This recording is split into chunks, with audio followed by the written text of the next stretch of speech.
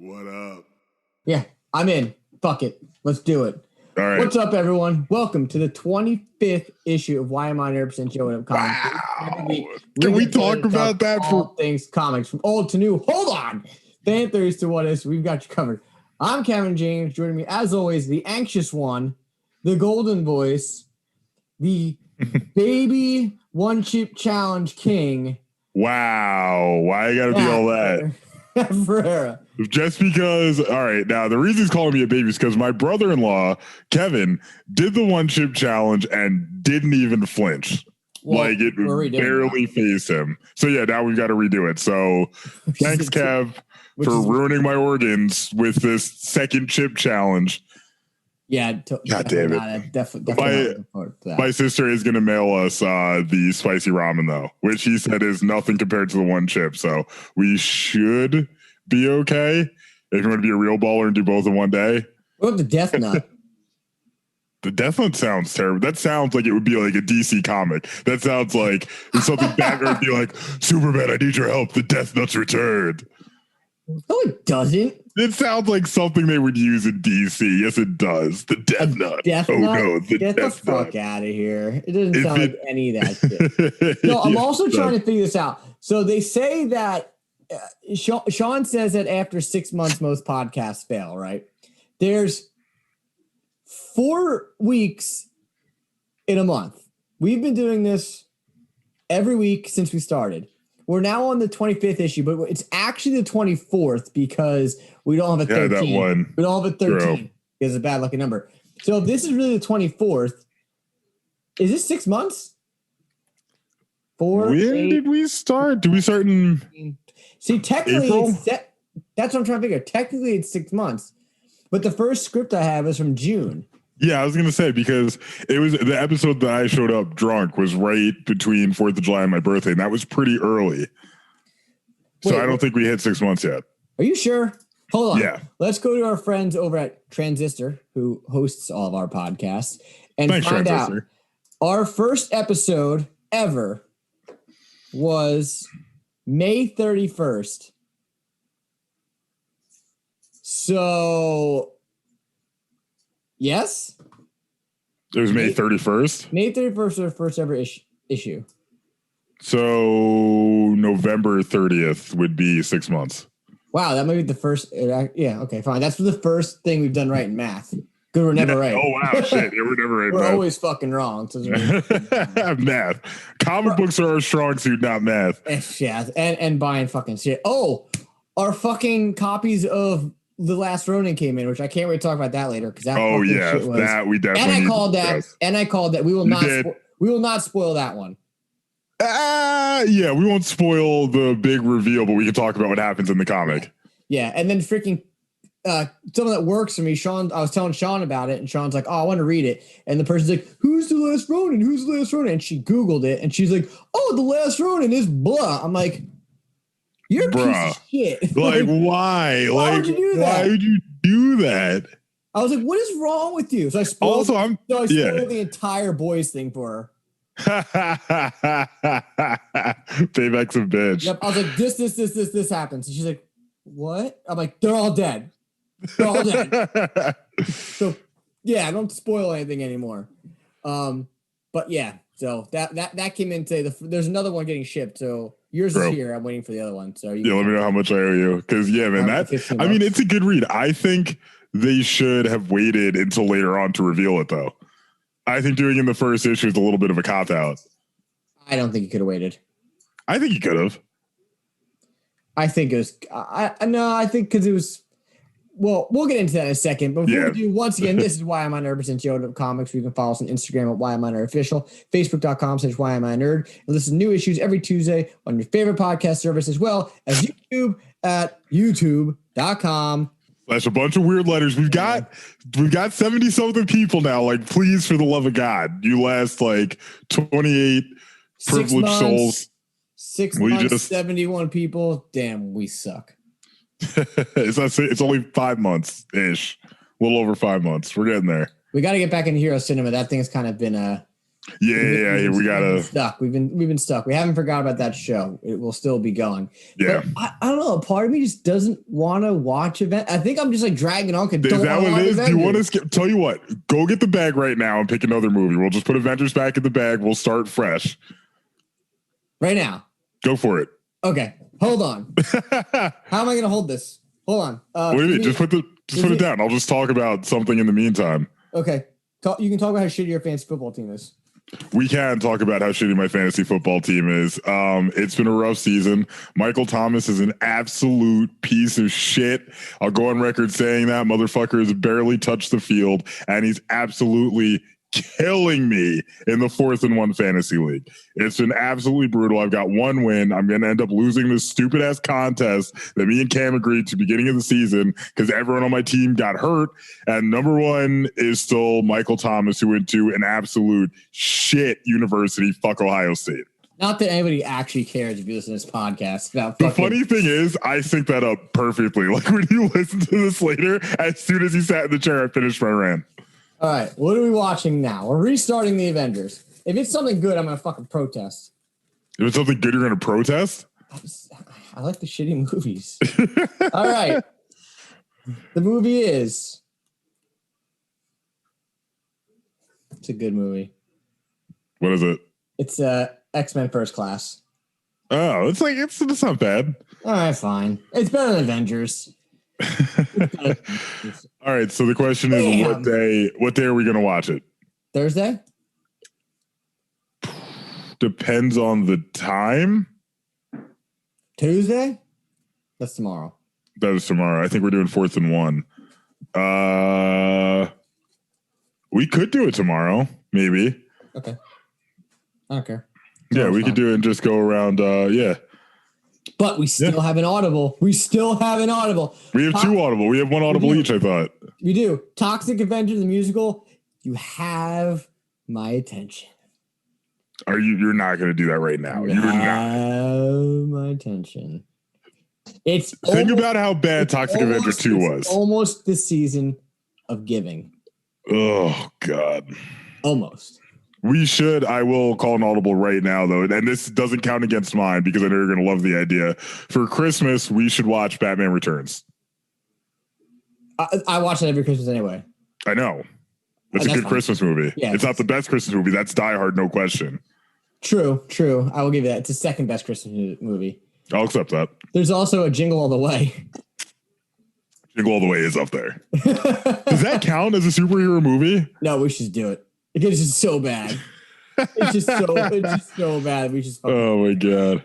So, but we're gonna do something a little bit different in this show. I have no idea how I'm gonna lead into this, but we're just gonna fucking go for it. So this week, November 4th, new comic release from your local comic shop. You can find the list on our Instagram from the 7. But we are now not going to ramble the entire fucking 3 minutes if you're in the Golden Voices deep voice about fucking comics. We're just going to tell you which ones we think you should check out. Starting with DC. So obviously Batman 102 is coming out. They ended the Joker war with Batman 100. Which you hated, correct? Bit of a letdown. Was not impressed by it. Batman 101 was just dumb and bad. It was like an interlude. It was totally an interlude comic. Nothing happens. It just kind of sets up, Batman 102, which ironically enough, the end of Joker War sets up 2 arcs, something with the Batman stuff, as well as something with Punchline and the Joker. But Punchline is Joker's new girlfriend. Yes. Correct? Yep. And to get more of her story, you have to read her comic book, which I don't see a release date for it. It probably has a release date, but we don't have it in front of us. So anyway, moving on from DC, you have Deceased, Dead Planet number 5 coming out. Dead Planet is great. Deceased was great. Everything that they've done with Deceased, I just think is great. All the spoilers you want to know. Every major hero that you care about is not in this. They're long gone. See you later. Unless you do some weird shenanigans bullshit, which who the fuck knows. I don't see them coming back, and it's cool. It's nice to see the kind of the kids of Batman and Superman, Lois Lane, when we all kind of come up and really shine. Take their time. Yeah, they do a really good job with it. Then we have Tales from the Dark Multiverse. They're doing Batman Hush. If anyone doesn't know what this is, it's pretty much they're taking major stories from the DC universe and kind of twisting them. We have up there on the shelf there the first 5, which were Infinite Crisis, Nightfall. I forget what the other 3 were. But they're doing Crisis on Infinite Earth is going to be redone. They're redoing Flashpoint, and this is the first one of the new line. It's Hush. So we'll be picking that up. And then last but not least from DC's from the Black Label is Hellblazer Rise and Fall. The first one was surprisingly really good. I was blown away by it when I read it. I was not expecting it to be more of a noir kind of detective thing, but it's great. Check it out. Read it. It's, $6 because fucking comics are up. Yeah, $6. Like, Jesus Christ, $6. Like, they need to put some bang with that buck, but that's just me. No, I agree. So, for Marvel, not too much major of note here, but I do want to call out the Amazing Spider-Man number 51.LR. Stop doing this. So it's a storyline that goes it runs simultaneous to the main Spider-Man storyline. It's just of the rest of the, oh God, I forget the word for it now, but the other spider people, the other spider totems, what they're doing simultaneous to what Spider-Man's doing. I hate that. Like, don't make it 51.LR, just make another issue. I remember when we went to the comic book store the other day, when we were geekery, we were confused. We're like, what the hell is this? Like, why is it numbered so weird? Is this like a limited release? Like, do I need to get this? Do I need to read something else before I read this? And he's like, no, both the comics just come out at the same time. I'm like, that's dumb. Yeah, that is weird. Fucking dumb. That was I don't like stuff like that at all. Web of Venom, Empire's End, I'm interested by. I've been slacking because work has been kind of busy recently. It's Q4. But I need to finish Empire. But I'm intrigued to see how this impacts Venom because it's issue number 1 and Empire just ended. So a little curious as to what's going on there. And I will say Marvel's getting ready to kind of beef up their chops for their next movies here because we've seen a lot of Black Widow releases recently, but now we've got True Believers, King in Black, Black Knight number 1, which I believe is going to tie in, well, not tie into, but centers around the character from that we're going to see in the film, played by Jon Snow. They also have Wolverine, Black, White, and Blood, which is interesting because DC put out a Harley Quinn comic, which is right now it's digital only. It's Harley Quinn, Red, White, and Black, and it's the same thing. It's a black and white comic, and it highlights in red. So the fact that Marvel kind of did that, I thought was pretty unique. We'll have to pick it up and see what's going on with that. I'm curious. No, say over from Image. We pretty much just say with them is you said it, the best. Yeah, they have the best names. Yeah, they really do. Like, all their comics have fucking awesome names. Like, the Virgin Brides, like, that's a cool fucking name.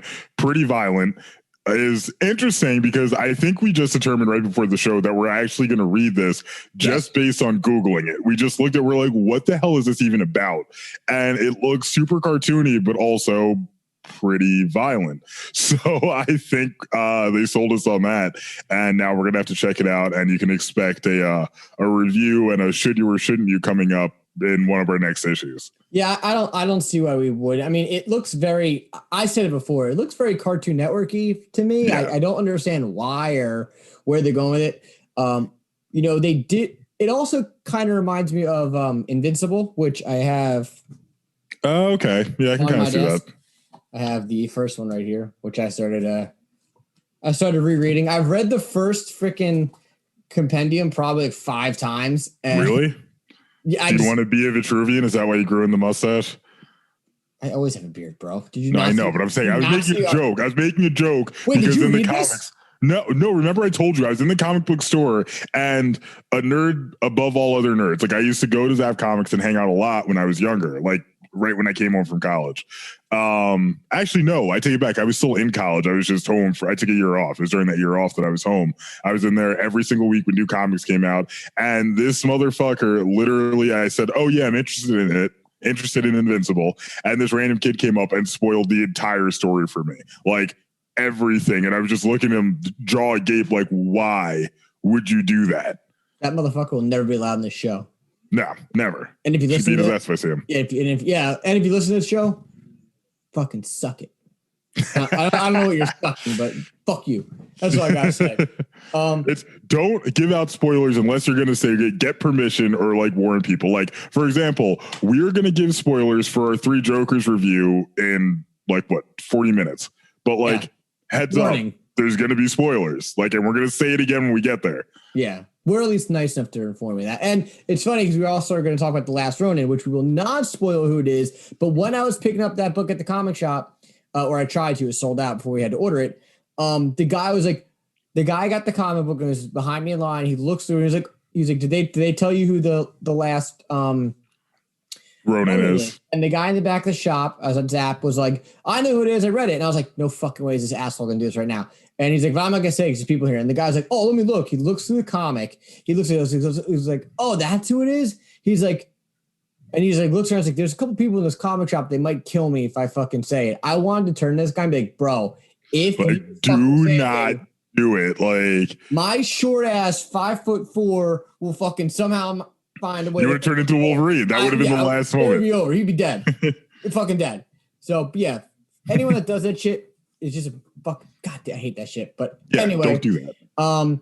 Other than that, I mean, Dark Horse is just kind of doing its thing. There's really nothing big on them. They seem to be, they're kind of involved in the Stranger Things and Dungeons and Dragons is new coming out. Not sure that and like it seems like all their stuff is kind of piggybacking off things that are moderately popular, like Stranger Things, Dungeons and Dragons, Alien, the original screenplay, The Orville, which is I believe that's the adaptation of the show, and right? Cyberpunk, and Cyberpunk, which got pushed back again. I'm sure you discussed that on Alpha Beta Gold. Yeah, I wasn't surprised with that. I called that. I called it a mile away. Are you going to get it when it comes out?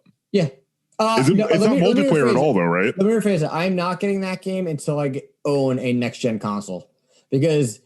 Interesting. Because right now, the PlayStation, I have the PS4 Pro, and any new game that comes out of that thing sounds like a fucking freight train in my living room. Really? It's so loud. The fan is so loud. So I'm going to wait. Yeah, I'm gonna wait to get a next gen console for a while, just because I feel like they never I am too. work off the bat. You know what I mean? Like it's never good. There's always some kind of glitch. So I'm like, I'll wait. That is a nice thing about being like an adult, though. I feel like when the last generation of consoles came out, I was like, oh, like I'm still not fully established. I can't quite afford this yet. Now I'm like, oh yeah, all right. When it comes out, I'll just buy it. Yeah, like it'll just be a point where I was like, all right, cool, done. New Xbox. What's up? Yeah, when I need it. I mean, like you said, like there's going to be errors, but there's going to be things that are wrong with it, yada, yada, yada. And I'm not... You never want to get the first one. And I have so many fucking games anyway that I still haven't played yet from last year. Dude, I have so many comics I still have to read. Yeah, dude, I have games too. Like, I just need more time in the day. Plenty of action figures coming out too, so we all got to pump the motherfucking brakes. Dude, this goddamn... If we get hit with the second quarantine... I better be the best gamer in the world. Like I better get all my sauce back. I don't know what's if we go to a second quarantine, man, that's a whole different motherfucking conversation. Not to mention fucking tomorrow, election day is gonna be a freaking oh yeah, I'm not going outside. No. Or if you're listening to this podcast, today is election day in the future, and it's 6:30 at night in the future, which means we probably know who the president is right now. But who the fuck knows? Because apparently they're like, oh, we're not going to know until like December. Yeah. It's a fucking joke. But whatever. But that's a conversation for the French roast coming soon. That will be, for those who are not in the know, the French roast will be a 4-way anything goes conversation between myself, Miami Cam over here, the French Toast Daddy, as he's now been renamed by Batman himself, and the Stat Man. So stay tuned for that. And if you're sensitive, don't listen. This is not free. This is going to be rated R, X, whatever. This is going to be MA. Gloves are off. Bare knuckles going. Don't. If you're fucking look. If you're sensitive and you're that's so mean. Don't fucking listen to the show either. But so listen to this one. And subscribe this one. Yeah, that's cool. That's cool.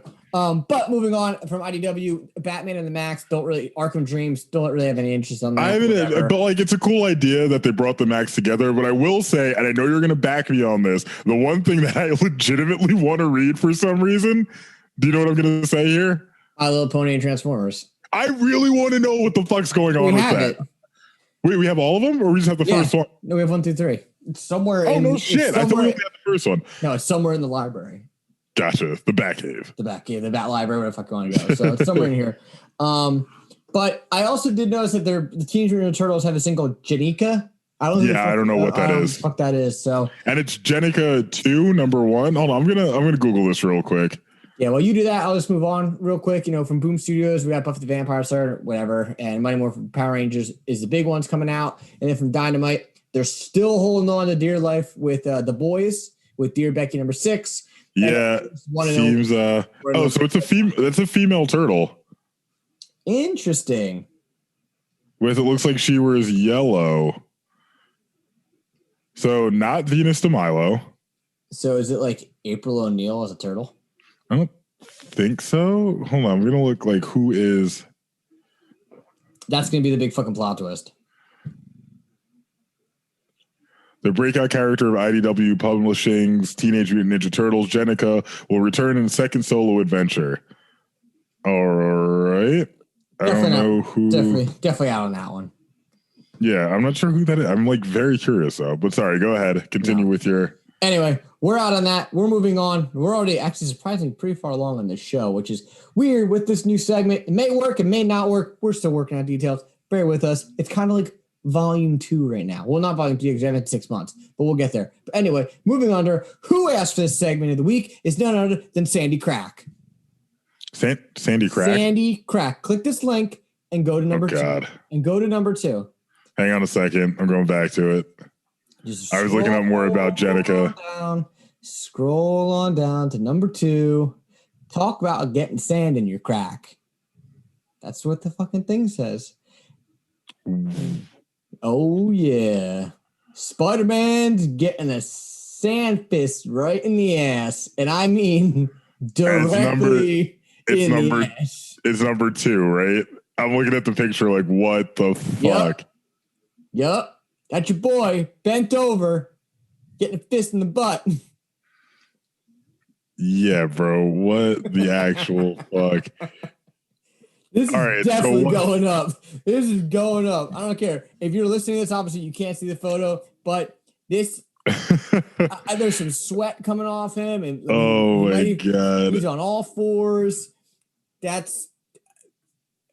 didn't ask for this, but someone felt the need to have the Sandman's fist go in Spider-Man. It's okay. So as it says here, for instance, when he drew, he referring to legend John Romita Jr., Amazing Spider-Man number 215, and its fight between the Frightful Four and Spider-Man and Namor, he probably could have done a better job making it clear that Sandman is punching Spider-Man in the back here. It sure looks like he's hilariously hitting Spider-Man a bit lower in his body. Yeah, it looks like he's getting pretty messed up there. Yeah, unfortunately, there's no other way around. So this might be my favorite one I've found so far. Really? More than number 3? You had to go there. Fuck. Yeah. Or we can talk about number 8 too. You can't do it. These are my things. I'm just saying, we can talk about number 8 too. Oh, this is funny. This is good. This is good. But that's it. You can't. So again, anybody, go check it out. If you want to read that comic of him getting fucking ass punched, go the fuck ahead. I won't hold it against you. Is it getting ass punched? Oh, God. Anyway, Matt, tell us, what's hot at the press this week, courtesy of the Planet Bugle? All right, from CBR. Marvel's Kevin Feige knows the Suicide Squad's big villain identity. The Suicide Squad writer and director James Gunn revealed that Marvel Studios' Kevin Feige knows the identity of the upcoming DCEU movie's villain. I don't have any issue with that whatsoever. Really? Do you? Yeah, I don't think that Marvel and DC should be sharing that type of stuff. I think DC needs all the help they can get. Look, Kevin Feige is offering an opinion on whether or not it's good, I mean, it might be worth it for them to listen. Look, I'm not denying that it doesn't need help, but that's like a complete conflict of interest. How? Because you're giving pretty much the main guy in Marvel the inside scoop of whether or not, hey, this is what I'm going to do for this other movie for your competitor. What do you think? And then Why would I not just be like, yeah, it's a great idea. Fucking go for it. It's fucking fantastic. I mean, it looks like he signed an NDA among other things. So, I mean, I don't know, man. That makes no sense. That's no different than a NFL team, two coaches be like, hey, man, when you play this, that's way different because they're not working with the same. They're not working with the same characters. Like it's none of the. They're not on the same level in terms of film production. They're competing, but it's not like they're competing over the same thing. It's not like they're sitting there and being like, okay, like we were going to make a movie about Green Lantern 2. Like they're doing with completely different characters. I really don't think it's an issue. You're out of your mind. You're out of your mind. I don't see why why is that a bad? That's nothing. That makes no sense. I mean, they're competitors, but you got to think James Gunn also works very heavily with Marvel. Like he does a lot of shit with Marvel, so it makes sense. Like I'm not shocked by that they would have conversations and be like, "Oh, this is a bad guy. Don't tell anyone." Kevin Feige's like, "Okay, cool." Probably providing some input. You know what I mean? Which doesn't hurt DC. Like, yeah, but who's to say the input's even right? Kevin Feige's got a pretty good track record. Right. DC does not. Right. But what I'm saying is Kevin Feige is like the main guy for the MCU. Right. Okay. So now if you have somebody, you have your competitor is like, hey man, I'm going to do this and bring this character in. What do you think? If I'm the main it's because guy, it's James Gunn. It's not like David Ayer's just hitting him up out of nowhere. Like I would assume that James Gunn and Kevin Feige have a pretty good relationship. Like they've made a shit ton of money together. I don't know, man. I think this is destined for bad news. I don't think so. I think the Suicide Squad movie is going to do very well, especially compared to other DC films. Yeah, but what benefit does another team get? That'd be like, okay, so that would be like if the Marvel, if freaking Jeff Johns was like, hey, Marvel, this is what the ending of Three Jokers is going to be. What do you think? And they're like, yeah, it's fucking terrible idea. Don't do that. You should do this instead. I mean, what's it's not like they stand to lose anything, unless you're saying what they're going to sabotage them. Yeah, like that's from that logic, I get it. Okay, from that logic, I get it. I don't think that's what was happening here. It would be different if it was some random director, but like it's fucking but still, it leads into actually, the second topic, which is, Kevin Feige is also saying that he's worried about Superman, and it's like, again, I was going to say that's. But you're bringing in the main guy in Marvel is now technically getting his hands a little bit wet in the DC movies, and I'm not knocking what he's done for Marvel by any means, but I do think it's a major conflict of interest. I don't think this should be happening. It just doesn't make sense to me at all. It just doesn't, because again, now you have him saying, "Oh yeah, I think Superman's kind of fucking shit a lug on Superman's." Well, hold on. Did you read this quote though? From down here in the article, after hearing from Horn, Gunn knew he had to update MCU head honcho Kevin Feige on his next project, who, when told it was a DC movie, asked, "Is it Superman?" Gunn stated that it wasn't Superman. That was a possibility, he tells Empire, and explained that he had chosen the Suicide Squad. Kevin Feige's reaction? Please make a good movie. Just make a great movie. While Marvel and DC have always been rivals, the big two in the comic book industry, Gunn hasn't had to keep his latest project secret from his friends at the MCU. Kevin knew who all those characters were for months before we revealed them at Fandom. He says he still knows who the villain is. I think he's pretty trustworthy with his NDA. So that looks like a personal relationship and a professional relationship between Gunn and Feige. And so I don't think it's necessarily a bad thing. And it looks like he wanted a good Superman movie to be made. And he believed that, this is a guy who can do it, that James Gunn could potentially come bring that to life. So, but I guess, do you think DC should make James Gunn their Kevin Feige? No, I don't even think they had that long of a contract with him, because Feige's also back with Marvel now. Part of the reason he went to DC was he had some questionable tweets that were surfaced from years ago, which I don't know. If you're famous, scrub your Twitter. Just scrub it. I really just don't understand that. Like, delete everything and just start new. It was for the Guardians of the Galaxy shit. They pulled him from the third one. Yeah, and then he got re-signed. They brought it back, so now he's on there good. Yeah, but I mean, DC needs a a main person. And this kind of seems like this is where they're going, but they're not actually. I don't know about. I get what you're saying. There's logic to what you're saying. I don't know if that's 100% what's going to be the case here. But I mean, when you have freaking Kevin Feige saying he's worried about Superman, which he really doesn't actually say much about being worried about Superman. But but it seems like the first question he asked was, is it Superman? Because I think he just would like to see a good Superman movie. Like Kevin Feige's obviously a comic book fan, which I learned recently he's actually from New Jersey. I don't know if we brought that up on the show or not before. I had no idea. Yeah, he's from Westfield. Who, Kevin Feige is? Yeah. I mean, when does he take the back seat in Marvel? Never. You don't think so? Probably no. I think he's got a long-term plan, and Marvel, obviously, he made literally billions of dollars for Marvel. Like, why would they be like, all right, you're done? I mean, talking to the enemy.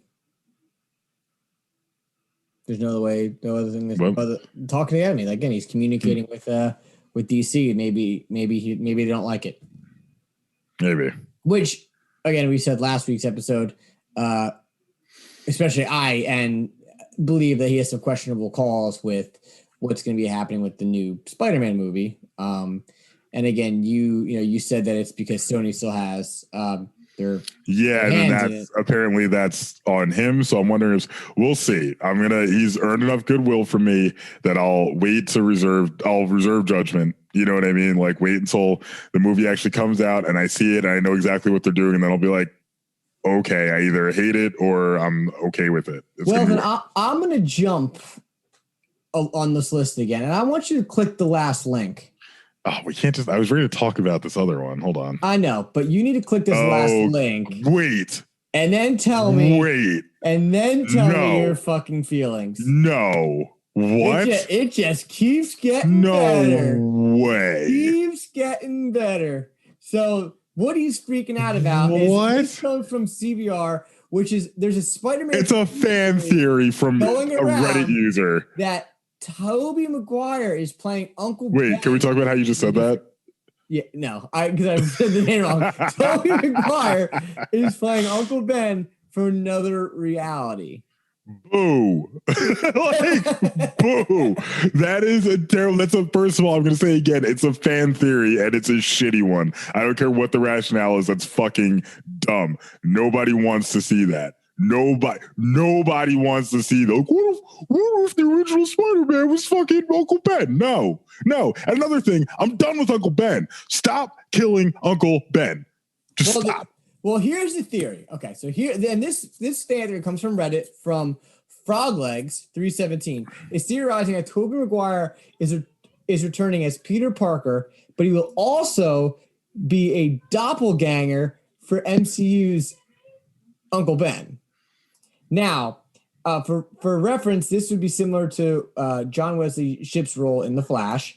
This also goes on to say to differentiate itself from previous films, MCU has only briefly mentioned Uncle Ben. Instead of Peter's mentor or father figure was Tony Stark's, who dies in Endgame, spoiler, whoops. The sequel dealt with the loss of Peter looked for a new mentor. Now Doctor Strange is stepping up to be his mentor. So it's confirmed that Sony hasn't confirmed Maguire's involvement yet, but it'd be an interesting way to bring him back. I don't understand how this is interesting to bring him back. It's not. There's no reason to do it. Like, what's the doppelganger reasoning? There's no rationale. I do think it's interesting that they never really, especially since Uncle Ben's death and Tony Stark's death, I think were both pretty obviously impactful on a young Peter Parker. It's kind of interesting that they didn't reference him a little bit more in Far From Home. Like, oh, it's the same thing I went through with my uncle. But what do you mean? We don't need to see it. Like, I never thought about it till now, but like Peter Parker essentially goes through the death of a father figure 3 times, if you count his parents. You know what I mean? Like, his parents passed away, then his uncle died, and then his new father figure in Tony Stark passed away. So it's interesting to me they never really explore that completely. But if this is true, then I don't think it. Like Frog Legs, sir, we're taking we're taking leads from some kid named Froglegs 13. I mean, people listen to this podcast where there's two dudes that I sit in a bat cave and you sit in front of a green door now. Yeah, pretty much. Welcome to my basement door. That's the basement door? Yeah. We got to build you one down there. But I mean, I could actually build a cave down there. You should. But I mean, granted, there's just too many, staying on top of this Spider movie, because we keep bringing it up over and over again between this and the Batman movie coming out. Now, granted, those are like the only real movies that they've actually talked about. The next big ones, I mean, you could say the Multiverse of Madness, but that movie's kind of in hush hush. You really don't know anything fucking about it right now. But like this Spider-Man movie, they just keep throwing out like these just like random things, and I'm almost just like, just fucking release something. I hope they're at least filming something now, because like I just need this to be done. Even not to cut you off too, but even the fact that they're saying that Ned could be the next villain. Like, why would Ned be the villain? You know more about Spider-Man obviously than I ever will. Yeah, but just, who would Ned even become? Maybe Hobgoblin. I really have no idea. It doesn't make any sense. I don't see why Ned would become a villain. Like, I can't see a rationale for that to happen. But Ned Leeds shares the same first name as the character Ned, but I think the Ned in the movie is actually based on a Miles Morales supporting character as opposed to a Peter Parker one. Well, this article that I read says, in reference to who Ned would be, it says Peter Parker's friend Ned Leeds. Oh, that's his name. The lovable dorky self-proclaimed. Oh, that is Ned Leeds. Yeah. Oh, Ned Leeds was a Hobgoblin. Right. So then that, yes. Okay. So I didn't know. I thought he had a different last name for some reason. This is the lovable dorky self-proclaimed man in the chair, has been Peter's side throughout the entire series, but he might also be very subtly settled to be the Hobgoblin, the iconic villain from the comics. Though there's not much evidence from this in the MCU film so far, the comics provide a lot of information on Ned as Hobgoblin that just might make it into the movies. Oh shit! Apparently, he lost a ton of weight recently. He did? Yeah. Here, I'll send you this link through the Zoom. I won't be able to click it. Oh, true. Well, whatever. He lost a ton of weight. But so maybe if it's an alternate reality version of Ned, I guess they could say that. I really don't know what they're doing here. This is it. I'm gonna try and wait until like we at least get a trailer to make a real judgment, because everything's just conjecture at this point. Nobody actually knows. But who really is Hobgoblin? Like, I don't really know much about him. Like who is he as a character, or who's his? Yeah, like what exactly is the big deal about Hobgoblin compared to? He did lose a lot of weight. Yeah, and he's very similar to Green Goblin. In all honesty, it's just and I think his identity was never truly confirmed. Like I believe, and this is off the top of my head, so I could be wrong. Apologies if anyone wants to call me out on this and say so in the comments. He lost a lot of weight. He lost a ton of weight. Holy shit. What was I going to say? But I think his identity was always more of a mystery. Eventually, it was like traced back to Ned Leeds, but it wasn't confirmed because he was found dead in the costume. But I don't think that necessarily, it was never fully confirmed that he straight up was. He could have been like a scapegoat or a red herring. I mean, based on these photos, I wouldn't be surprised if that wasn't the case. But again, I would be, because I've said it before. I'll say it again. We said it last week. I think even Kyle said it. Like, they fucked this movie right now. If you looked at it on paper right now, the movie's fucked, because they had the perfect setup. They had the perfect setup. So it's like, if they don't do this, like, there's a way they can navigate this and kind of stick the landing. It's very possible, but it's going to be difficult to do, especially with everything that's coming out now, with all the fans clamoring like, "Oh, we want to see all three Spider-Men together," for reasons I don't truly understand. I don't see why that's necessary in a film at all. Fuck Andrew Garfield. But I don't get why they feel this is necessary. I really don't. Like, I just kind of want to see just a straight up actual Spider-Man movie where he's doing regular shit, just a day in the life, like Spider-Man fighting villains, running from the police who now are out to get him. Like, they had so many options they could have gone with this, and I just feel that this could be the wrong one. So we'll see exactly what happens here. I guess we'll wait and see. Yeah, we got like a year? Yeah, something like that. But Anyway, moving on. We're going to talk about The Last Ronin. Yes. So hold on, wait. We're going to talk about the fact that they released 71 covers and counting for this R-rated mega debut, according to GamesRadar.com. Which is insane. 71 is wildly unnecessary. Like, I'm looking through the gallery right now, and 71 is just an insane number, like completely, totally unnecessary. Yeah, and like, some of them aren't really that cool. Yeah, some of them. One of them's really cool. Which number? It's image 3. I'm looking at on here. It's got like the sword's very reflective. So yeah, that was a good one. A lot of them are pretty shitty. Oh, 7's good. Can we post the link to this so people can see if they want to? Yeah. It's gamesradar.com/Teenage Mutant Ninja Turtles. Blah, blah, blah. 7 is really good. I'm sure some of these are going to go for some astronomical fucking price. Yeah. 9's not bad. But a lot of these are just kind of whatever. It's kind of the same photo. Yeah. Like just in different color sets. A lot of them look like they were just pulled directly from the panels. Like a lot of these I recognize from being just straight up in the comic, which I'm like, okay. Bro. Number fucking 22 is so bad. That looks fan made. That looks fan made. I don't like that at all. That's a rough one. That looks like a memorial T-shirt for when someone dies. It does. It's so bad. Let's put their face in the clouds. Like, dude, 23 is really bad too. 23 looks like a high school kid drew it, like someone in high school art class. Yeah, everyone just needs to go and flip through this. We'll post the link and you can go and yeah. Oh, 28's pretty badass. 28 I like a lot.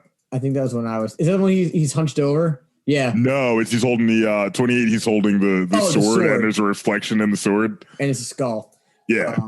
But yeah, so this book came out. We have to get on a pull list for this. Oh my god, 35. What is it? The Ghostbusters? Oh my god, it does look like the Ghostbusters, but it looks like another fan made one. Wow, 37's really shitty. 37 might be the worst one. This can't be real. But then look at 38. You're right. It's a duplicate. Yeah, they're all like the same thing. Yeah, 38's the same one as the other one that we like, just in color. Yeah, so like this is a really 44 is bad. Hold on, I'm going. This is a really bad move on IDW's part. Yeah, like who drew that? And it's like I feel like I've seen the same image at least 5 times now, just in different color sets. Bro, look at 47. I just got the 51. 51's not good. All right, so you saw 47. Yeah, that's what I'm saying. Damn one. 51's kind of cool. 53. Ooh, I don't even know why they did this. Did you get the 53? Are they stoned? I don't know what to do. It looks like dude, it is Rick and Morty art. Is it? Yeah, and look at the eyes. Oh, you're right. It is. Wow, it looks like Raphael was giving the middle finger. Yeah, it does. That's definitely on purpose. Is it? It's got to be. So the cover that what the fuck? 54 and 55 are the same one. So a lot of these we have cover 56. Okay, wait, hold on. Let me go back to 56. Ooh, 64 is not bad. I'm coming. I got to go back to 56. Okay, I can fuck with 56. 64 is pretty cool. I know. Oh my god. Fucking 65. You know what the best part is about this entire thing? We're just saying, God, look at this number. No one has any fucking idea what the hell we're looking at. Well, that's why I said we got to share the link. We got to share the link when we post this so people can see it. I've seen a lot of these covers though in person. So, but if you want to, I'll give you guys the trip. If you want the trick, if you want to look at all these covers, go ahead and Google Games Radar Teenage Mutant Ninja Turtles 71 covers, and that should get you to the right article. Yeah, but we have to get a pull list for Scott. I have to think getting number 2 is gonna be a lot easier than number 1 was, but we should probably get a pull list. But anyway, let's dive into this real fast. What are your thoughts on it? The issue itself? Yeah. I thought it was pretty good. I honestly did. You called the twist, and there was actually a very obvious reference to it pretty early. Like they do give you a pretty clear indication off the jump as to who it is. Yeah, like the first panel. Yeah. I actually didn't pick up on that though. Maybe because I was reading it on my phone. But I don't know. I thought it was pretty good. I was intrigued. Like I kind of want to know what happened. They did a good job setting up the mystery, and they really shouldn't even call it Teenage Mutant Ninja Turtles anymore because they're old now. Like all the characters who have appeared have aged pretty significantly beyond, what we knew them as teenagers. They're probably 30s or 40s, I would say at least, probably 40s. Because April shows up and she looks old. So it honestly might even be like 50s. Yeah, so pretty much we won't spoil. Well, that was kind of a big thingy. What, the April thing? Yeah, I thought that was kind of a shocker. That's not, I mean, you gotta. She's in it. Like, we're not gonna spoil who the actual turtle is for you. Right. Definitely urge you to read that because it was interesting. Yeah. We should have done a vote for that. We should have people vote on the Instagram as to who they thought it was. Well, again, you can figure it out right away. Like if you really think about it, if you just look at the first panel and look at it hard enough, you could be like, okay, it's this person. And but you'd probably question yourself whether or not you feel you're right or not. A couple of things that I've heard from some other people, some gripes that they had was the first book was very much like a big action set piece. Like it was just like a huge fight. I mean, yeah, but that's kind of what I wanted to see. I wanted to see some buildup, and then it ends pretty poorly for the turtle, and he's about to do something that I was not expecting until he gets interrupted. So he doesn't get interrupted. He does get interrupted. No, he passes out. Oh, I thought somebody came in right before he did it. So did I, but he's losing too much blood, and he passed out right before he's about to do the samurai thing where you take the seppuku. Yeah, he was about to do that. But yeah, it's definitely interesting. Definitely take a look because obviously the turtles have been through some shit. Yeah, and actually, quite literally, some shit when you first read the issue. So and just so everyone knows as well, pretty much as a background of the story. The turtle is talking to the other three turtles, like just in his head, like he's kind of hallucinating, asking for guidance and whatnot. The premise, which I don't think is a spoiler at all. If anyone has any nerves on what the hell, don't want to be spoiled by anything, just fast forward 5 minutes. We won't take too much time on it, so just jump ahead. But pretty much, Shredder's grandson is who the villain is in this. Yes, sorry. I just saw a pop-up for something came up and it threw me off. It was the Star Wars and DC universes collide in Alex Ross art, which I was not expecting. I don't understand why that would be an issue. I feel like Superman alone could handle the entire empire pretty quickly. Probably. But whatever. It's another story. But anyway, so this isn't the way future. It's in a dystopia, New York City. It's like super vibrant. It's like freaking cyberpunky. Yeah. The Foot Clan is... they control everything.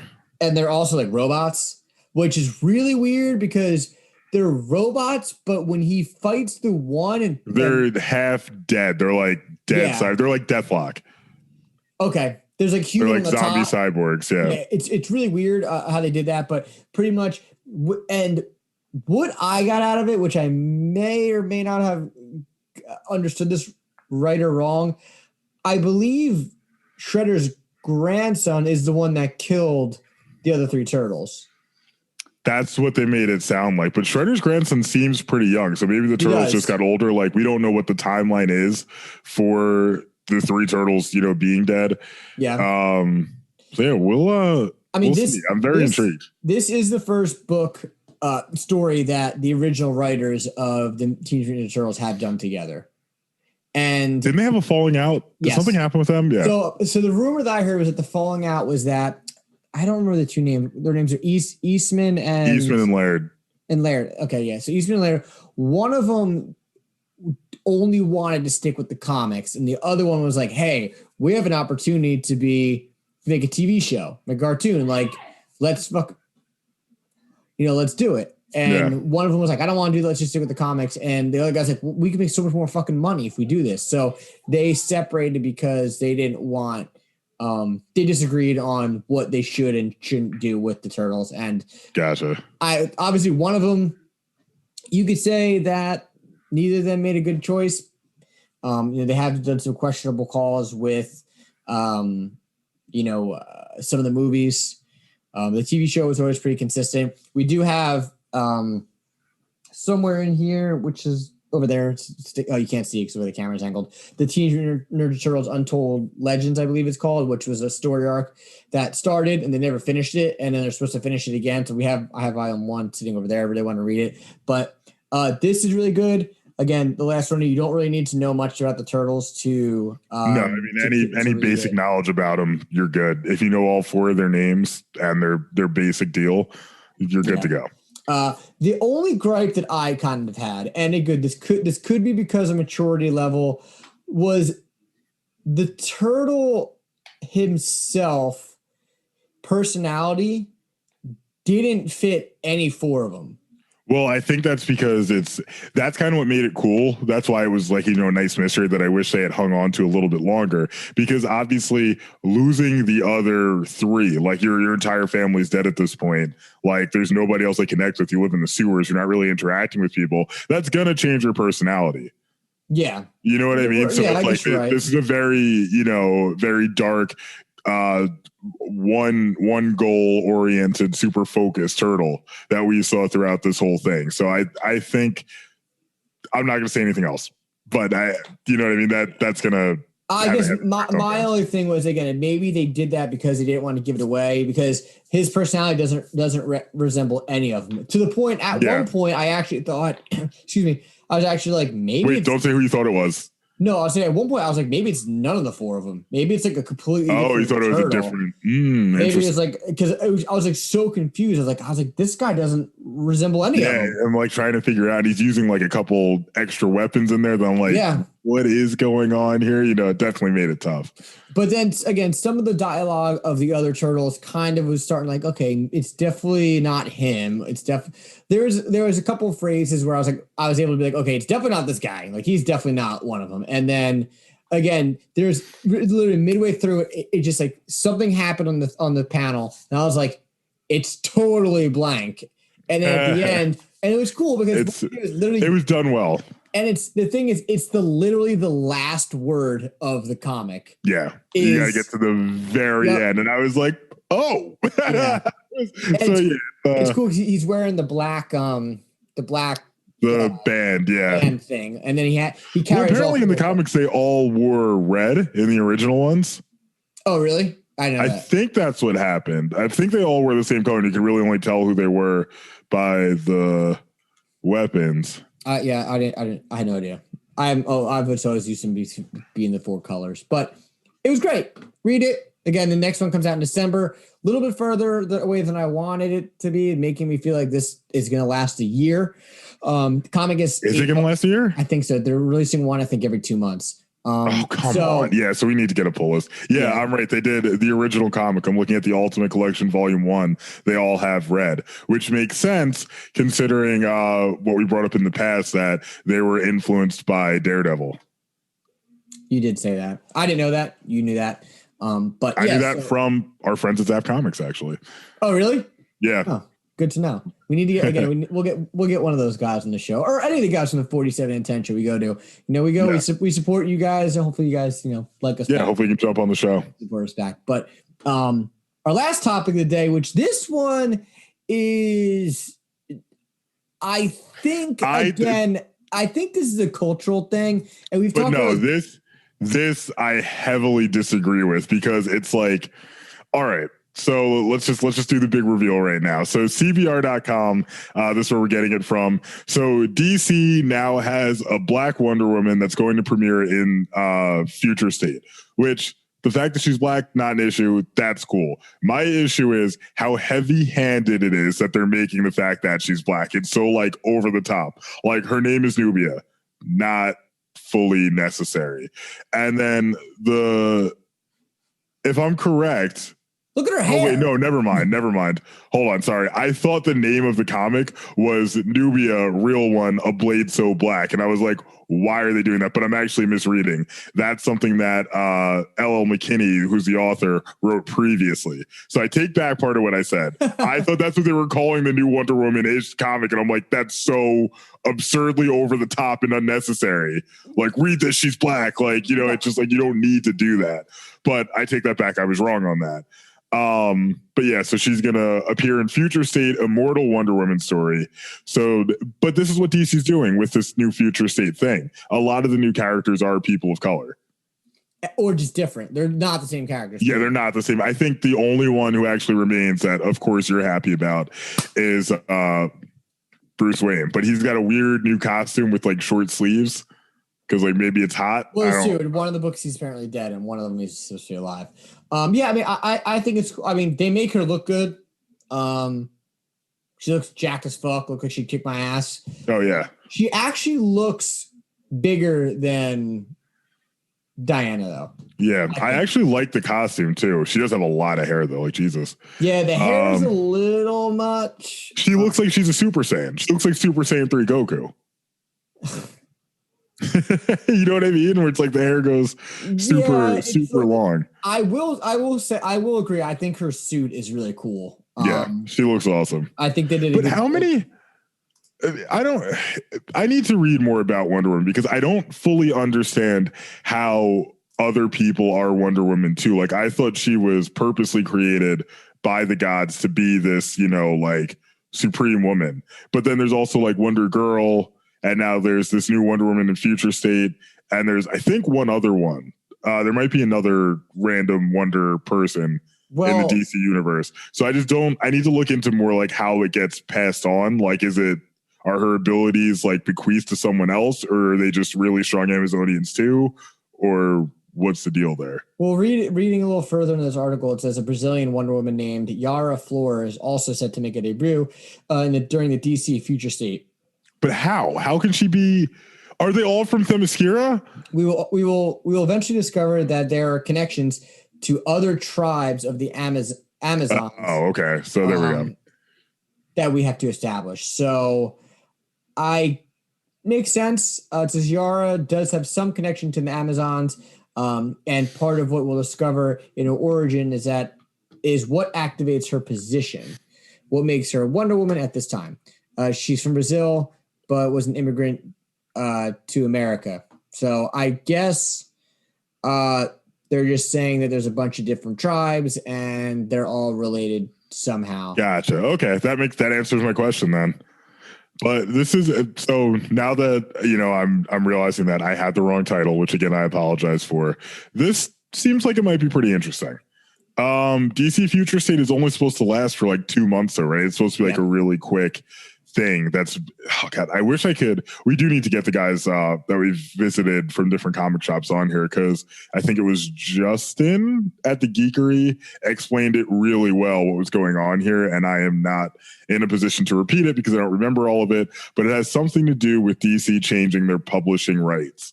So there's like some kind of gap or lull. So that's why they're pushing out Future State as a kind of like whatever. He was saying that they went from being published. Midtown Comics is like picking it up. Yeah. Or they're going West Coast now. They're going to, it was Midtown Comics. Now they're going to someone else. Something's happening. Which is pretty big deal for that Midtown Comics is able to do. I don't know if they made that much fucking money, but fuck if I know. I mean, it must be nice. Hopefully one day we'll have a Why Am I a Nerd comic shop. Why Am I a Nerd podcast network has been brought to you by our sponsor, Me Moms. The best breakfast and lunch down the Jersey Shore with 3 great locations in Wall Township, Middletown, and Brick, New Jersey. Me Moms specializes in unique and fun takes on your traditional lunch and breakfast items. Open 7 days a week from 8 a.m. to 3 p.m. You can find more information at www.memoms.com.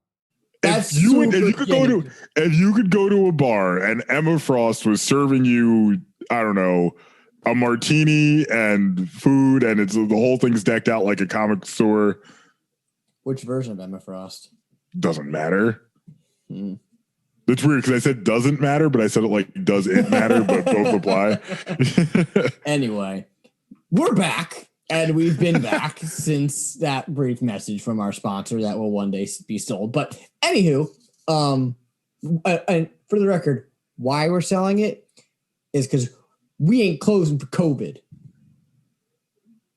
Wait, you're actually selling it? No, I'm just saying. I was like, wait, what? No, because obviously, okay. So my real job is I'm a restaurant owner, and Sean's real job is he's my partner, and Me Moms, who's our sponsor message for every show. If anyone hasn't picked up on that yet, yeah. What? Well, believe it or not, if anyone hasn't picked up on that, and for us, like we have obviously, we've been dealing with this whole COVID thing going back and forth, but our goal is to have 10 of these things, and hopefully continue to bust our ass and do so, and have a good time doing it, and one day sell it and be able to do more things with Why Am I a Nerd? Who the fuck knows? It's a hobby that can turn into a career. We don't fucking know. But, we love our job, or I think I could say we both love our job. Can't really speak for him, but I love my job. So anyway, moving on. This week's feature comic we are going to spoil the shit out of is Batman 3 Jokers. So as I've said before, if you don't want to be spoiled, tune in next week for the 26th issue of Why Am I Nerd into Yo Wud Up Comics. But here we go. Moving on. Feature comic of the week, which is the newest comic actually that I think we've ever done. Yeah, this is the first straight up fresh review. So get ready for a fresh review. All right. So Batman 3 Jokers, first issue, August 2020, written by Jeff Johns, and the artist is Jason Fabok. Fabu? I don't know how to say that. 30 years after Batman the Killing Joke changed comics forever, 3 Jokers re-examines the myth of who or what the Joker is, and what is at the heart of his eternal battle with Batman. After years of anticipation, the epic story is finally here. Find out why there are 3 Jokers, and what that means for the decades-long battle between the Dark Knight and the Clown Prince of Crime. In this powerful, emotional story, Batman, Batgirl, and Red Hood, all past victims of the Joker, work together to solve a mystery unlike anything they've ever faced before. So, who wants to start with this? Because so let's go way back. So this started because when Batman was sitting in the Mobius chair, he asked, "Who is the Joker?" He asked, "What is the real identity of the Joker?" And the Mobius chair told him it was 3 people. I'm calling bullshit on that because of the exact ending of the story. So if you haven't read it yet, this is your final warning. I'm about to spoil the fuck out of everything. When Alfred says at the end, I wish we knew the true identity of the Joker, and Batman's like, come on, I never say this because I don't want people to think I'm the douchebag I sound like all the time, or whatever the fuck he says. He's like, I've known the identity of the Joker since a week after I met him. So I'm like, then why did you ask the chair? To confirm. Why did he ask but why did he need to confirm it? Because you never know. Or was he, unless the only theory I will accept for this is if he was testing the chair's actual knowledge. And then he was surprised because it's there's 3. And he was like, what do you mean there's 3? So, yes, there's 3 Jokers. There's the criminal, the clown, the comedian, and the comedian. At which you don't know why. And the first book is pretty much focused on Jason Todd. Right. And it starts with one of the Jokers being dead, I think, immediately, right? No. No?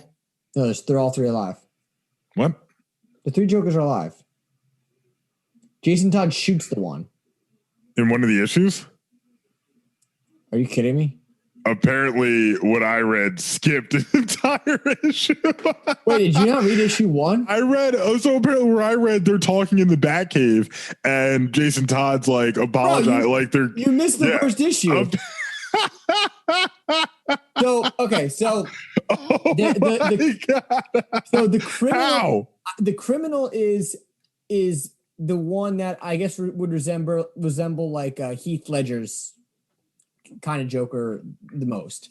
The comedian is the Killing Joke, and the clown is the one that kills Jason Todd.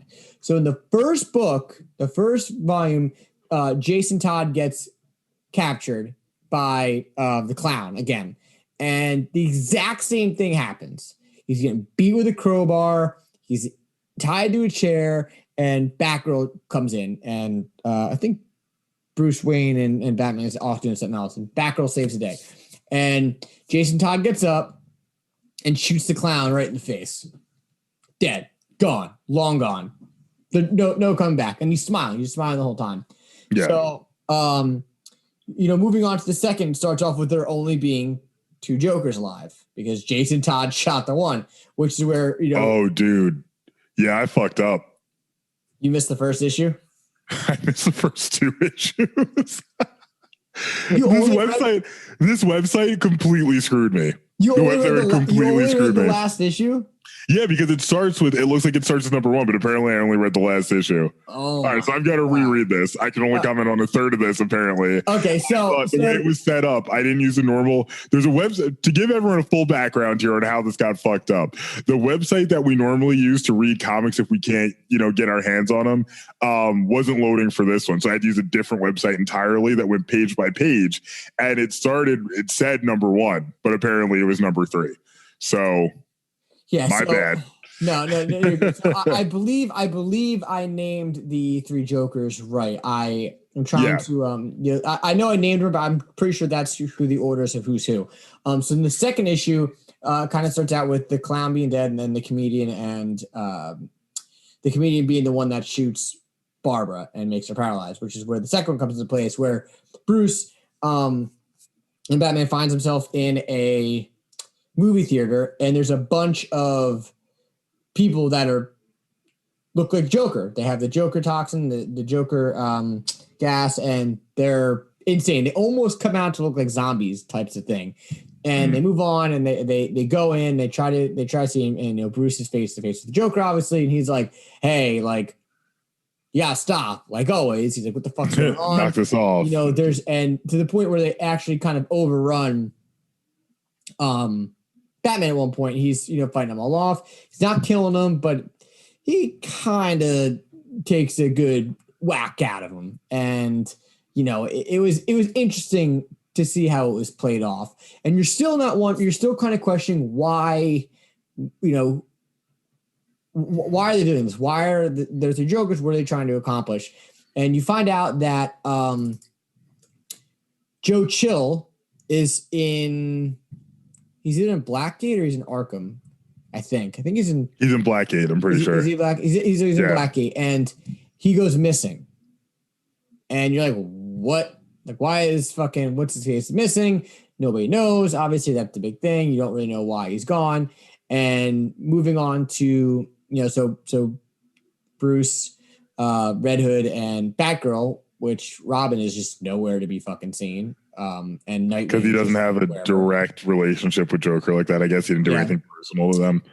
So the 3 of them like, okay, we need to now find Joe Chill, and Batman's like, whoa, I kind of found these fuckload of other Jokers like in this freaking movie theater. So let's go back and figure out maybe he's there, which is what leads us into the 3rd issue. Again, you might be like, wow, there's really not that much happens. Honestly, there's 3 issues because this shit just moves along. Like there's nothing slowing down. It's just like, hey, the first issue is Red Hood. He gets his ass beat, shoots the next Joker. Next issue, it's, hey, Batman finds his fucking movie theater. There's a bunch of other Jokers in it. Move on. What's up? Now at the last issue, and they tie it all. What's up? One thing I would like to note, since I can weigh in now that we're on the 3rd issue. Yes. So Jason Todd at one point says like, oh, he's not going to go off the rails like that again and won't just shoot another Joker. It's like 2 pages later, he immediately shoots another Joker, and just nobody talks about it because, like, I don't understand how this doesn't happen more often when he uses guns. Like they're all like, I can't believe you'd kill someone, and Barbara's like, I'll reveal my identity if I have to stop you if you kill someone again, to stand trial or something. I'm like, what? But he uses guns. Like, how does this not happen all the time? Yeah. So she because. So they don't. So he says fine, and you're right. Then he goes and they go to this movie theater. Yeah, can we put that clip up that I sent you? Because he immediately shoots someone. Yeah, he just goes off and just starts mauling everybody over. So, yeah, but like somehow it's not a big deal. So eventually you find out that because Barbara ends up coming face to face with the comedian, and she's like, and you can, I think she wants to obviously kill him and fucking, but she's like, I can't do it. Like, I'm not gonna do it.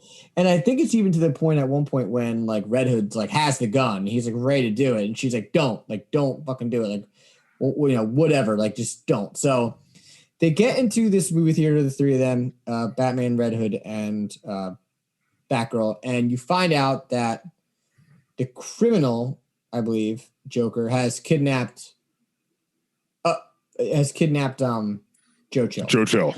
So Batman is now fighting the comedian.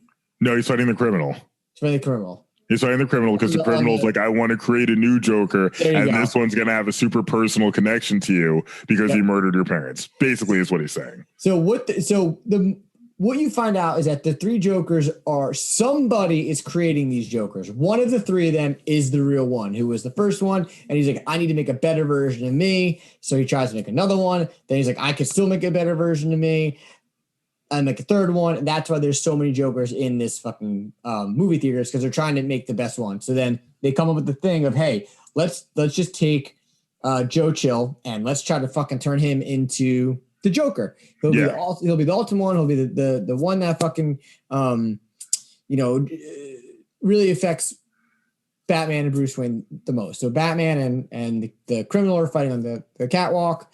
At one point, he releases Joe Chill to fall into the acid that kind of converted, the Joker into what he is now. And Batman, of course, saves him. Needless to say, as the criminal is standing there with a gun to Batman, proceeds to get shot in the head. And he was about to blow himself up. It wasn't a gun. He was about to blow himself up. Oh, because he has a dynamite shot to him. You're right. He gets shot by the comedian.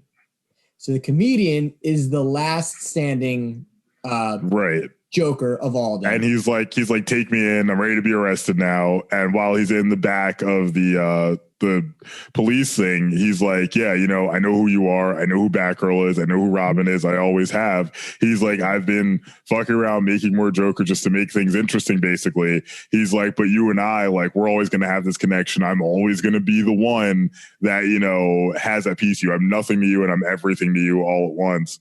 And then we get to hold on. So he's and he says to him now that, because Joe Chill says, I know who you are. Joe Chill knows who Batman is. He knows that. No, he doesn't. No, he doesn't. No, he doesn't. He knows who Batman is. No, he apologizes. He apologizes to Bruce Wayne. He doesn't know that Bruce Wayne is Batman. Because I thought that too at first. Really? But he knows because he's been in prison since the Waynes got murdered. So like he hasn't been on the streets, but he heard about Batman in Blackgate. So he's like, I know who you are. Are you going to kill me? I deserve it. Oh, and that's why I read that really wrong. No. That fucked with me too. But then it made more sense when Bruce Wayne visits him in the hospital after. Okay. That makes sense now. Okay. Now that you cleared it up, because that was really, I was really like, okay. Awkwardly done. Yeah. Because I was like, how did you know? They should have like, holy shit, you're Batman. I've heard about you. That would have made everything like way more clear. But yeah, there's no way Joe Chill can know that Batman was Bruce Wayne. There's no way. So pretty much the comedian's like, hey, now that Joe Chill, because the comedian knows that Batman's Bruce Wayne. He's like, now that Joe Chill has come to terms and apologized to Bruce Wayne, obviously the real version of Batman. I don't know how else to say it. The comedian's pretty much like, I will now be the most fucking annoying thing in your life. Like, I am now your burden. Yep. There's no other burden. Your mind's cleared from Joe Chill. Joe Chill has apologized. You've moved on. It's fucking me. I will continue to torment the shit out of you. I've achieved what I wanted to achieve. This whole time, I thought the best thing for me to do was to build the best Joker. But for real, the best thing for me to do was just have the most important darkest part of your life. He's like, I'm the knife that's sticking in your heart, and I'm just waiting for the opportunity to turn it. Yep. And that's pretty much what his goal was, and that's what he achieved. And now the Joker is pretty much happy with the fact that he is now the number one thing. And this is where I think you were going to chime in and say before. Yes. Is the big twist, besides the fact of all that, there was a really big twist at the end of this book. And I did not see it. I did not see it coming at all. So this story is actually very closely tied to the Killing Joke. So Bruce is talking to Alfred, and Alfred's like, yeah, I wish we knew who he was, and Batman's like, I've literally known the whole time, like since the week after we met. And then you see Bruce driving through Alaska, and you're like, what the fuck is he doing in Alaska?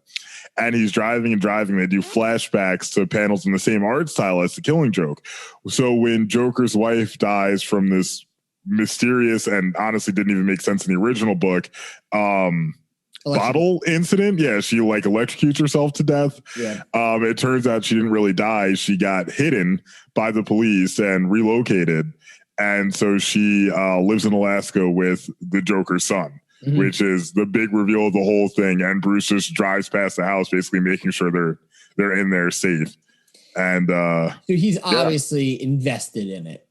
He knows what's up and he's monitoring it. And the whole reason that he's never revealed Joker's true identity is to keep his family safe. And I thought it was actually a really cool twist. Oh yeah, I did not see that coming at all. No, and I thought the only thing I don't like about it is that it gives Joker a concrete backstory.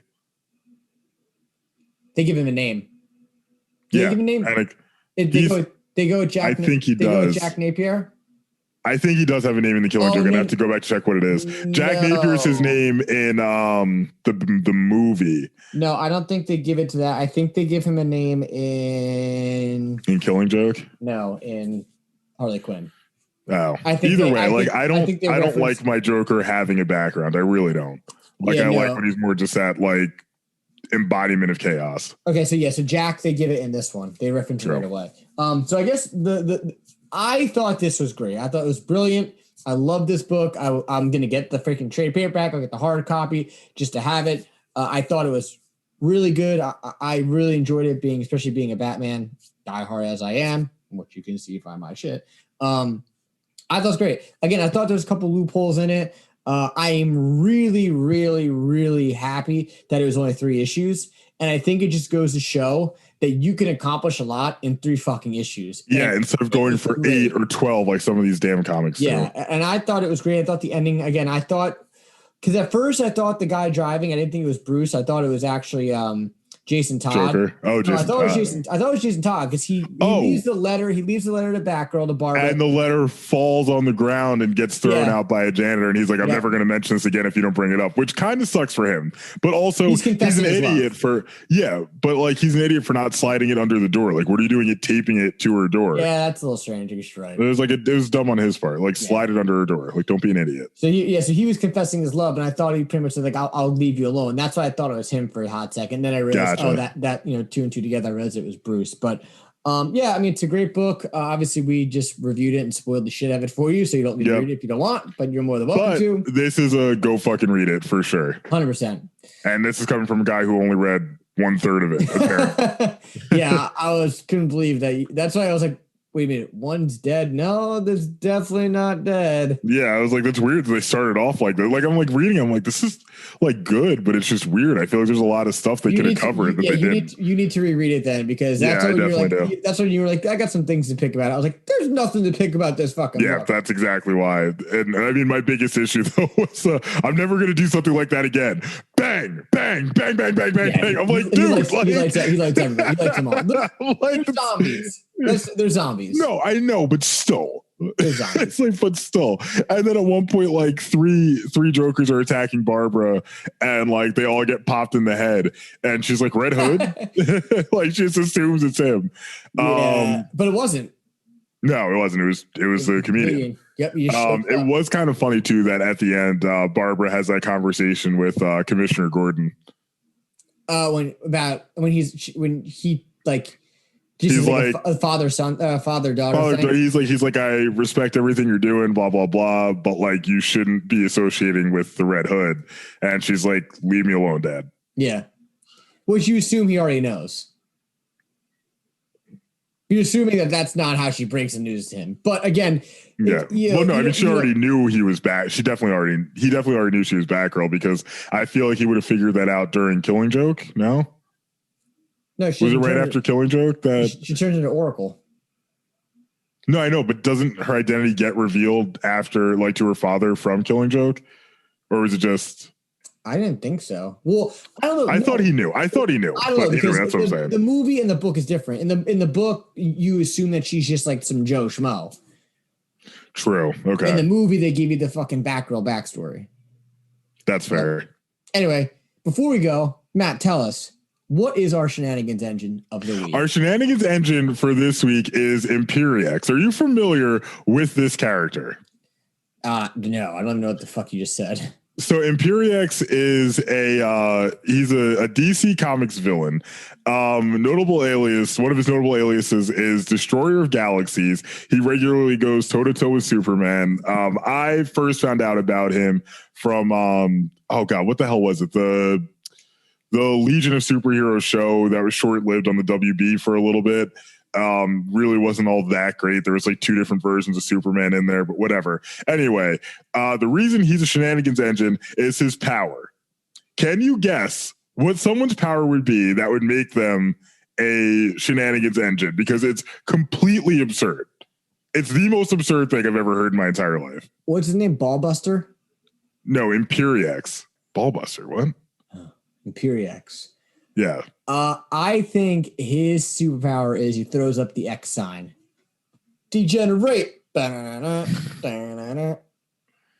No, his superpower is he wields the power of the Big Bang itself. That's just dumb. That's absolutely outrageous. Like, just, oh, boom, the power that created the universe. Yeah, I've got that. Like, how is anyone supposed to fight that? You cannot fight. That's bullshit. That is bullshit. That is shenanigans through and through. You cannot just, oh, yeah, what's your power? Like, oh, I can fly. Like, oh, I can see through walls. Yeah, I've got the Big Bang. Like, what do you mean? Like, you've got the power of a shitty TV show? No. The actual Big Bang, I can just create a universe. Like, get the fuck out of here. You don't have you can't have that kind of power. It says right here, was capable of projecting energy blasts powerful enough to destroy Doomsday with one blast. Think about that. Think about what Doomsday just butt raped the entire DC universe. So he's pretty much a walking nuclear warhead. Even way more. 1,000. Enough power to basically, he wields power of the Big Bang. So the creation of everything is his power. What's this guy look like? He looks weird. Honestly, he's got a lot of shit going on. Blaster Master? Imperia. Where are you getting this from? IMPERIEX.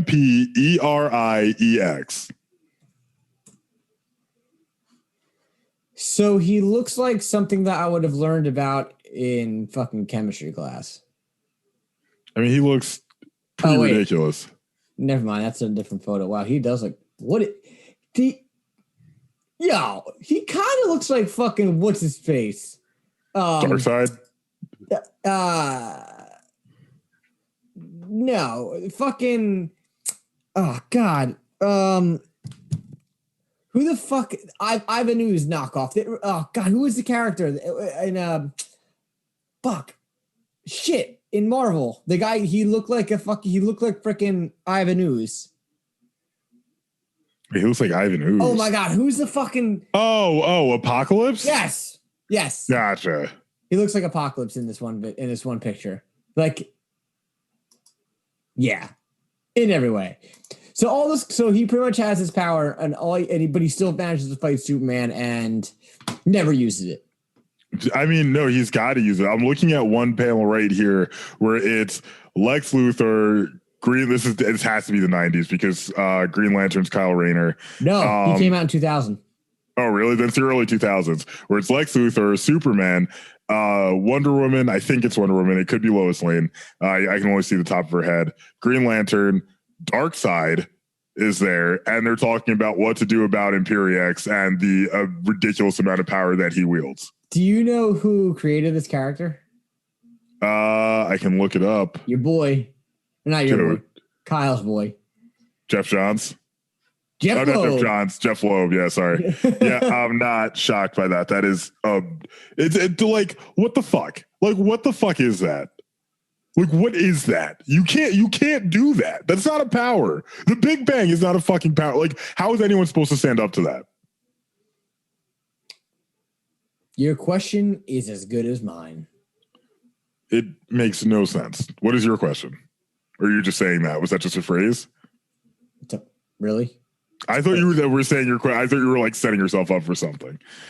I'm setting us up to say one last time. This is Why Am I Nerd presents Yo Wud Up Comics. You can follow us on Instagram, Why Am I Nerd Official, Facebook.com/Why Am I Nerd, and listen to new issues every Tuesday on YouTube and your favorite motherfucking podcast service. So we, unfortunately, are no longer two badass motherfuckers, thanks to your brother-in-law.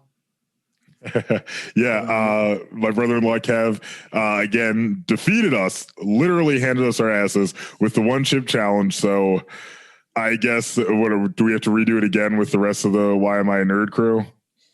Look, man, I'll be honest.